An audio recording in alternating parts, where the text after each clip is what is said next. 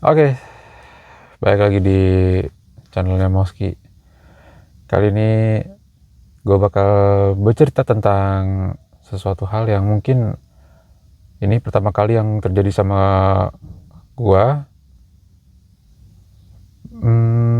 Ya mungkin ini ya disclaimer, jadi ini mungkin juga kesalahan gue yang terlalu jumawa lah. Bukan jumawa dalam artian menyepelekan sebuah adat dan budaya di sebuah daerah ya. Tapi ini juga sebuah peringatan gue kalau misalnya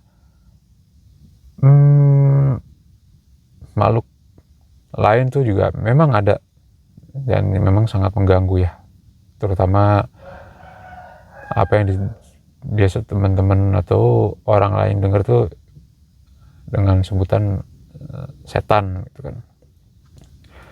Jadi gue mau bercerita tentang kejadian gue pernah diikutin sama sosok yang bisa dibilang mirip sama namanya leak. Gue pribadi sih nggak melihat secara langsung leaknya itu sebagaimana terlihat seperti apa rupanya, karena yang lihat ini waktu itu ibu gue sendiri secara langsung, dan dia juga yang alhamdulillahnya yang berhasil buat ngejauhin gue sama si leak ini. Oke teman-teman, berikut ceritanya.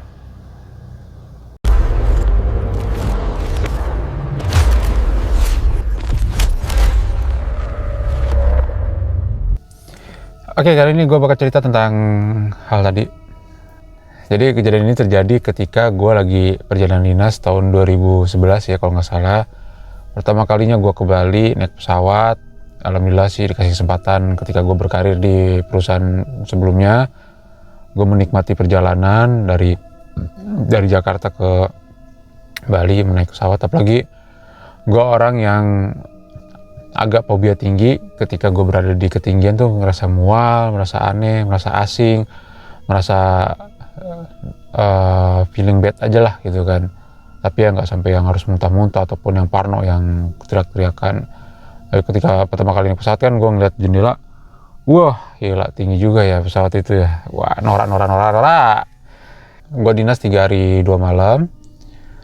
Selama dinas itu ya ada pelatihan, ada ya sedikit ada pekerjaan lah segala macam di sana, dan gue menikmati pekerjaan gue saat itu. Yang menjadi kebiasaan gue adalah ketika gue ada perjalanan di suatu tempat yang belum pernah gue explore ataupun belum pernah gue temuin, gue pasti bakal jalan-jalan lah gitu, entah ada temen atau enggak. Tapi gue kemarin waktu di Bali hari pertama nyampe sana kan otomatis gue sama teman-teman lah gitu kan. Tapi pas hari kedua ataupun hari terakhir itu gue lebih banyak sendirian ke luar gitu kan, keluar hotel, kucuk-kucuk keluar hotel, keliling aja lah, jalan kemana gitu. Sempet nyasar juga gue ke gang-gang yang entah kemana, entah itu di mana. Dan sama gue mengeksplor sendiri tuh gue ngerasa lebih yang apa ya, freedom aja gitu.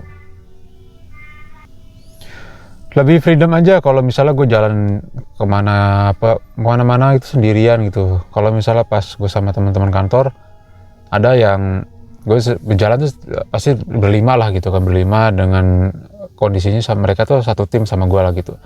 Ada satu orang yang memang udah terlalu banyak sering melakukan perjalanan lah, khususnya ya dia bisa setahun sekali ke Bali walaupun dia orang Jawa Timur. Nah selalu memberikan advice atau tips dan trik menikmati Bali itu seperti apa gitu. Termasuk ada satu hal yang dia bilang, kita nggak boleh sembarangan melakukan sesuatu hal. Misalnya kayak kita kencing nggak boleh sembarangan, ya mau dimana pun juga emang nggak boleh kan.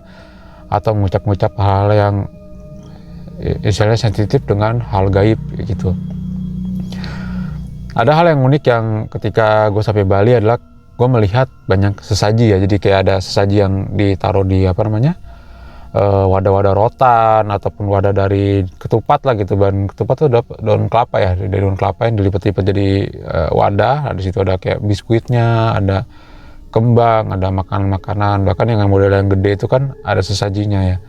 Sebenarnya gue namanya sesajen itu gue nggak terlalu asing, karena memang di keluarga gue dengan cerita sebelumnya gue berada di kehidupan kejawen. Jadi ketika sesaji itu bukan hal yang baru menurut gue ya. Bedanya teman, kalau yang di Jawa itu kan lebih banyak pakai tampah dengan isian aneka makanan, jajanan pasar, dan apa yang kita suka tuh pasti taruh di situ, termasuk kopi, teh ataupun susu. Bedanya kalau di Bali tuh lebih bijak pakai wadah-wadah yang pakai daun kelapa gitu, yang dikeringin, dilipet-lipet jadi wadah. Nah, taruhlah di satu sudut-sudut, bahkan di jalan. Nah, itu jadi hal yang baru sih menurut gua, karena banyak banget gitu di jalan. Wah, banyak sesajennya nih, gue bilang gitu kan dalam hati. Terus gue ngomong ke teman gue yang memang biasa di Bali gitu kan, ini kalau di Bali memang begini ya. Ya kata dia memang kondisinya lagi mau ada perayaan, jadi sesajinya lebih banyak dari sebelumnya. Walaupun di hari-hari biasa yang di luar ada perayaan pun tetap ada sesajinya. Ya menurut gue unik adalah sampai di taksi, di dashboard taksi itu, di mobil dashboard mobilnya itu ada sesajinya juga, walaupun tidak ada dupa. Jadi cuman kayak di sesaji apa kayak gitu-gitu. Jadi di atas mesin kasir juga ada. Pokoknya dimanapun itu gue menemukannya gitu. Nah di malam kedua tuh, jadi kan besoknya gue mau pulang kan paginya. Jadi pas malam kedua gue sempat malam itu jalan-jalan keluar sendirian. Gue sempat mampir ke ke minimarket lah gitu kan, ke minimarket. Ketika gue ngantri, jadi gue habis beli minuman sama snack. Ketika gue ngantri itu gue ngeliat di mesin kasir tuh ada kayak sesaji gitu, dan gue pikir sama nggak ya apa yang kayak biasa di rumah gue gitu kan. Karena kalau di rumah gue ketika orang tua gue lagi nyajen, setelah selesai sesaji itu besok paginya misalnya gitu, gue makan, gue minum, sesajinya itu bener-bener gak ada rasanya. Kopi juga gak ada rasanya, hambar, biskuit atau kue pun juga rasanya bener-bener hilang gitu, kayak sari-sarinya. Apakah sama nih kayak di Bali? Jadi gue penasaran tuh. Nah kebetulan di belakang gue belum ada antrian. Pas ketika gue berada di depan kasir mau bayar, nah staf kasir ini sempat ninggalin gue tuh, kayak dia ke belakang mau ngambil apa gitu. Kayaknya kalau nggak salah dia mau ngambil, oh ya kertas kasirnya habis tuh, kertas perinan struknya habis, jadi dia ngambil ke belakang. Nah gue sempat iseng tuh, gue ngambil biskuit yang ada di sesaji yang di atas mesin kasir tuh, gue ambil, terus gue makan. Nah, gue ngerasain, ya masih ada rasanya sih ya, masih ada rasanya, tapi walaupun tidak se-fresh. Mungkin itu udah berapa lama kali, udah 2 hari atau 3 hari, karena gue ngerasain juga udah agak melempem lah gitu biskuitnya, kayak biskuit keju yang bulat gitu tuh. Gue gak mau nyebutin mereknya, jadi biskuit bulat keju yang rasanya gurih itu. Tapi kalau pas gue makan itu rasanya tuh ya biasa aja, tetap ada gurihnya tapi tidak terlalu strong, dan udah melempem lah kayak gitu. Gue masih penasaran. Akhirnya gue setelah menikmati jajanan gue tuh, minuman, snack tuh, gue menikmati di depan minimarket tuh, jadi ada bangku, ada meja, gue makan tuh. Gue masih penasaran tuh. Akhirnya gue ke area pantai. Nah di area pantai itu, nah ini mungkin kejadian gue di sini nih. Jadi di area pantai itu kayak ada sebuah area tersendiri. Ya ada kain batik-batik gitu lah, batik-batik catur situ. Terus ada kayak ya sesajinya banyak gitu. Gue lupa posisinya, ada di belakang hotel yang gue nginep tuh. Gue hotel kalau nggak salah di daerah apa ya, bintang 5 apa bintang 2, tapi hotel bagus. Nah di belakang hotel itu langsung ke pantai kan, pantai. Nah itu dia ada area itu buat naruh sesaji gitu. Kondisinya waktu itu udah sekitar jam 10 malam, udah agak sepi ya gitu. Ada orang tapi cuman ya bule-bule yang menikmati malamnya di pantai Bali lah gitu. Nah gue deketin daerah situ, gue cobalah gitu cari sesaji yang lebih gedean lagi. Gue ketemu tuh sama namanya dan ada nasi, terus ada ayam, kayak ayam bakar, sisanya ada sayur-sayur gitu. Ini sesaji ini kayaknya masih agak baru nih gitu kan, ada sekitaran beberapa jam lah, karena gue juga ngeliat nasinya juga masih bagus, belum ada bau. Ya udah, akhirnya ayamnya tuh gue ambil, tapi ayamnya itu yang gue ambil adalah cuman jadi kayak ayam potongan paha atas sama paha bawah, jadi yang gue potek tuh paha bawahnya doang tuh, gue potek. Terus gue sambil cingok tuh melihat orang ya kayaknya aman gitu kan. Gue juga nggak mikir CCTV sih. Ya udah tuh, gue ambil ayamnya, gue bawa keluar area itu, gue makanin tuh di pinggir pantai itu, gue makanin. Ternyata masih ada, tapi kemungkinan ya karena masih baru, ya rasanya itu ya masih ada gitu. Akhirnya gue cari lagi, pindah tempat lagi, gue nyobain lagi. Ada satu tempat yang agak jauh dari pantai itu, jadi kayak deket-deket area penyewaan jet ski. Nah situ ada apa ya, kayak ada ruangan pos-pos gitu, tapi itu udah nggak ada orang. Nah gue duduk situ santai, dan gue lihat juga ada sesaji juga tuh di situ tuh. Ya udah tuh, akhirnya gue coba lagi tuh. Nah yang terakhir gue coba itu nggak ada rasanya. Waktu itu gue makan kayak sejenis kue talam apa kue apa gitu yang dibungkus daun pisang apa, gue nggak ngerti. Pas gue makan tuh bener-bener nggak enak rasanya, dan nggak ada rasanya sama sekali tuh. Maksudnya kayak rasa udah mau basi gitu. Biasanya kalau kue mau basi itu kan masih ada rasa-rasanya ya, masih ada apa ya, kayak rasa getir atau rasa asam. Ini nggak ada, cuman aroma basi. Ya, tanpa merasa bersalah, gue balik ke hotel. Nah pas di hotel itu memang gue nggak bisa tidur sama sekali, tidak bisa tidur sama sekali itu dalam artian ya tidak bisa tidur nyaman lah, tidak bisa tidur nyenyak, bawaannya cemas, gelisah. Nggak tahu deh, gue tidur kan di kamar itu ada berdua sama teman gue tuh udah tidur udah pules banget, sedangkan gue kayak yang aduh, kayak ada sesuatu hal yang ketinggalan gitu di luar sana, tapi apa gitu. Gue sampai yang keringet dingin gitu, gue coba tidur, kebangun lagi, gue tidur, kebangun lagi, nggak ngalamin mimpi buruk sama sekali sih. Kayak disuruh nggak boleh tidur aja gitu sama sesuatu hal gitu kan. Udah sampai jam berapa tuh, jam 4 pagi gue nyobalah gitu kan, sholat subuh segala macem. Ya udah, akhirnya gue bisa tidur, gue kebangun jam 7, dan teman gue ngeliat gue mukanya pucat gitu kan, entah gue sakit tapi gue ngerasain nggak sakit, cuman kayak yang kok badan gue capek ya gitu. Beneran badan gue tuh kayak ngerasa capek atau kayak ngerasa yang nggak enak aja gitu. Nah singkat cerita, pulanglah gue ke Bekasi lah gitu. Nyampe di Bekasi, nyampe Bandara Soekarno-Hatta pun gue juga udah ngerasa aneh nih. Anehnya gimana, gue memang bawa tas, tapi kok padahal gue nggak bawa banyak oleh-oleh gitu. Oleh-olehnya juga seberat apa sih, tapi gue pas di situ tuh kayak ngerasa anjir, kok kayak yang gue bawa batu ya gitu di tas gue, kayak bawa batu atau bawa apa tuh kayak berat banget.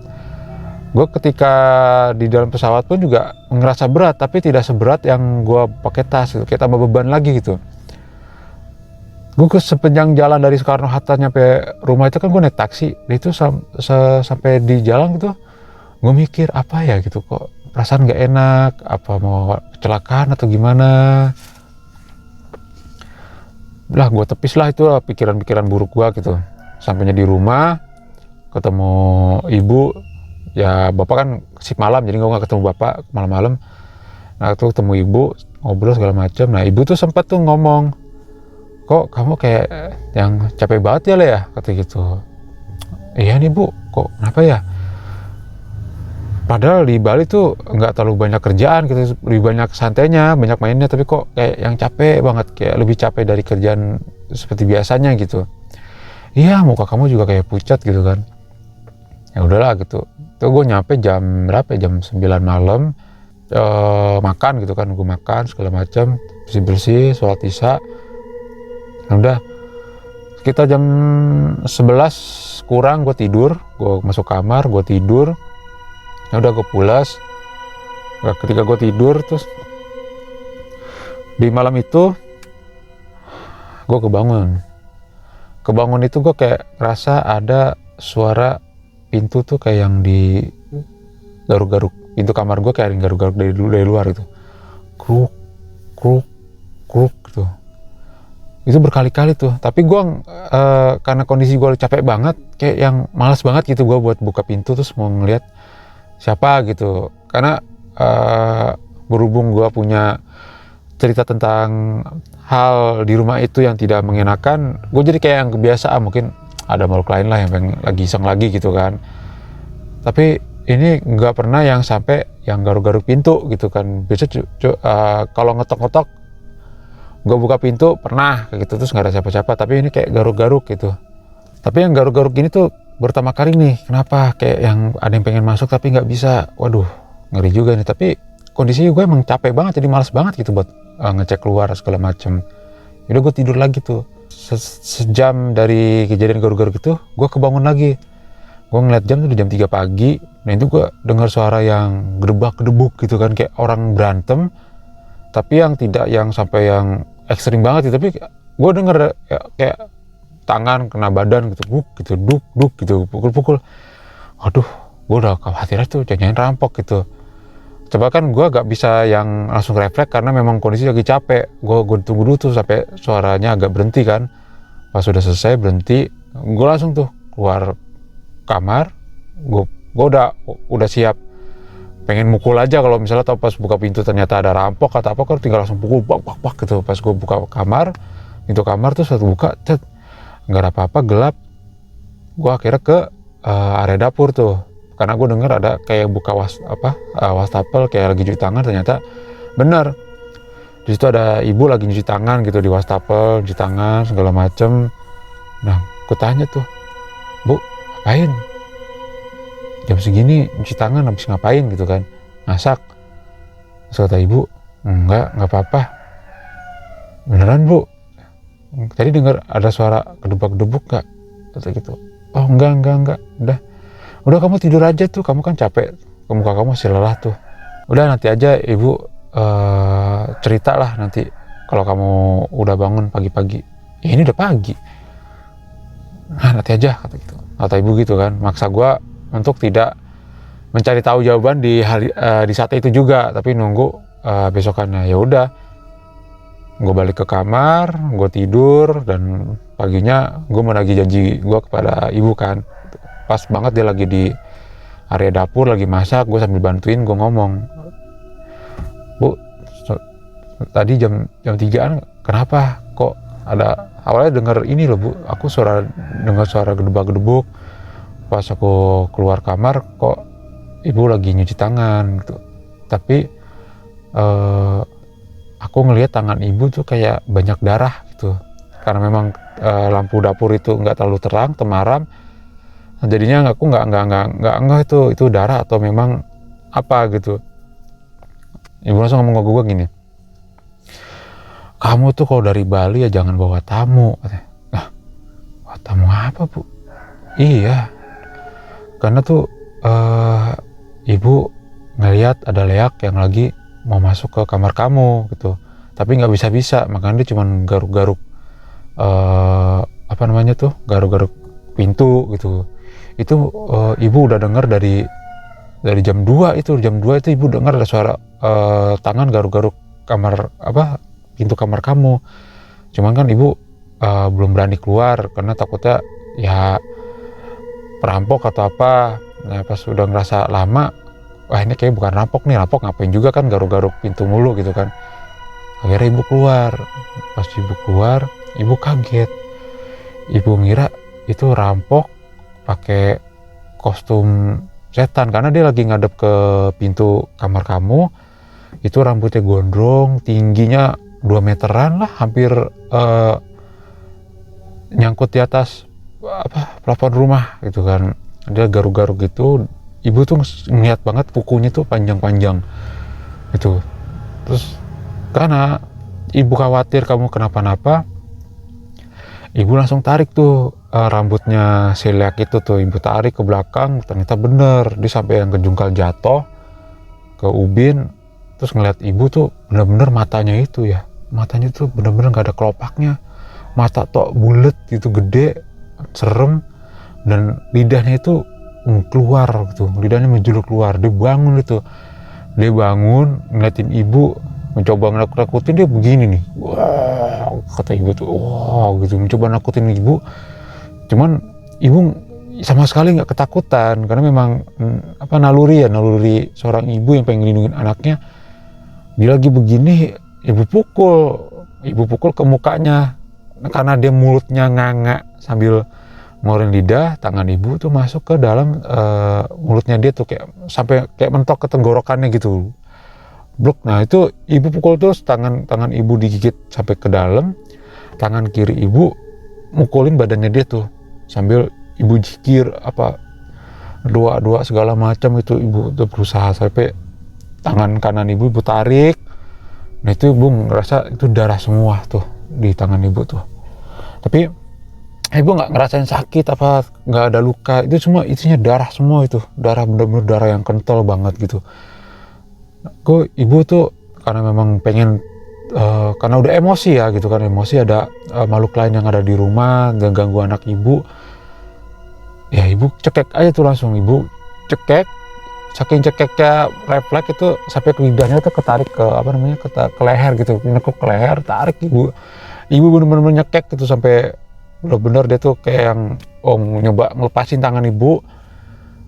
Kayaknya ibu tuh ngerasa cengkraman ibu tuh masuk ke lehernya dia tuh, kayak merasa apa ya, megang gedebong pisang yang ibu cakar, akhirnya tuh ngelukain gedebongnya tuh, ke dalam gitu. Dia udah kayak kenaan kesakitan sampai dia nunduk, sampai dia ke bawah, turun.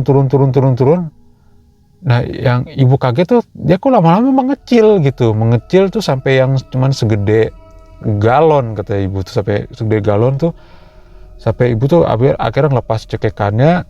Dan si Leak ini nggak taunya ya udah ngilang, penting nyut kecil terus ngilang gitu. Nggak lama si Leak ini tau-tau muncul lagi gitu, tapi dengan versi yang kecil gitu. Dengan versi yang kecil dia coba keluar ke rumah gitu, keluar rumah tapi lewat pintu depan rumah. Ya udah sama ibu dibukain pintu, nah dia tuh lari setelah tadi terbang, kata ibu sih terbang keluar gitu dari keluar rumah, teras diterbang.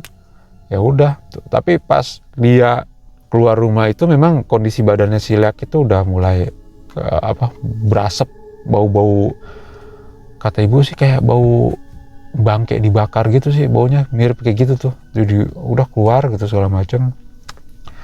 Barulah nggak lama ibu cuci tangan, nggak lama cuci tangan baru tuh gua keluar kamar nanyain itu. Ternyata rasa berat yang gua alamin itu adalah gua ngegendong si Leak. Karena setelah kejadian itu gue ngerasa badan gue tuh seger, nggak berat lagi gitu. Jadi gue cerita tentang alasan kenapa gue bisa sampai ketempelan Leak gitu kan. Gue cerita kalau gue nyobain sajian gini, terus ibu ketawa. Ya kamu ngapain sih suka iseng-iseng gitu, kata gitu. Udahlah gitu, budaya mereka, adat mereka jangan sampai kita ganggu. Kita kan juga punya budaya, punya adat. Ya udahlah gitu, terima aja apa adanya. Jangan sampai kamu nyoba hal-hal yang mungkin itu jadi beresiko sama diri kamu sendiri gitu. Beruntung kamu nggak kesurupan loh. Kayaknya dia nempel kamu itu kayak kamu tuh nggak bisa disusupi atau dimasukin dia. Mungkin kalau kamu kondisi lagi capek atau apa, lagi bengong, mungkin bisa juga kamu kesurupan Leak gitu kan, sampai di bandara ataupun di rumah gitu. Nah, ibu pun bercerita kalau misalnya makhluk-makhluk ini kalau udah kesal sama orang dia bakal ngikutin terus sampai dendamnya dia terselesaikan, entah dibikin sakit atau gimana kayak gitu. Terus gue bertanya kepada ibu, tapi kenapa si Leaknya nggak bisa masuk ke ruangan ya, kok dia cuma garuk-garuk pintu. Terus kata ibu, kemungkinan ketika kamu mau istirahat, kamu kan sempat sholat isya dulu noh.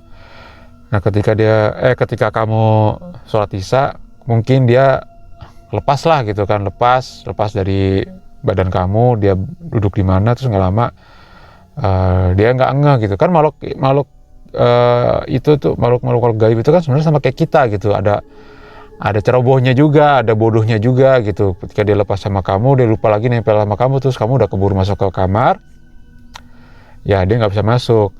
Nah ini terus ibu cerita, yang ibu pelajarin adalah makhluk-makhluk itu sebenarnya tidak bisa masuk ke dalam ruangan yang di pintunya dikunci. Kebanyakan film-film horor kan dia bisa nembus atau apa, itu sebenarnya tidak bisa gitu, kata ibu gitu. Mereka tetap sama kayak kita. ketika masuk ke dimensi kita, dia tuh nggak bisa tuh namanya masuk ke ruangan tanpa membuka pintu atau gimana. Dia pasti mencoba membuka pintu segala masuk, dan akhirnya masuk, dan kebetulan itu kamar kamu dikunci dan kamu juga dalam kondisi yang habis ibadah, kata ibu gitu. Ya udah, dan kali jangan kayak gitu lagi ya, gitu. Ya buat jadi pelajaran aja lah sih. Jadi ketika gua berada di suatu tempat, ya udahlah, permisi aja lah gitu. Gua nggak meyakini ataupun menyembah mereka, tapi kita hidup di dimensi yang berbeda, tapi mereka juga berada di satu ruang lingkup kita gitu kan. Sama lah, mereka juga punya perasaan merasa diganggu atau apa. Gue pribadi juga memang kesalahan gue adalah gue iseng gitu kan, orangnya iseng sama mereka, yang akhirnya ya udah mereka dendam sama gue gitu.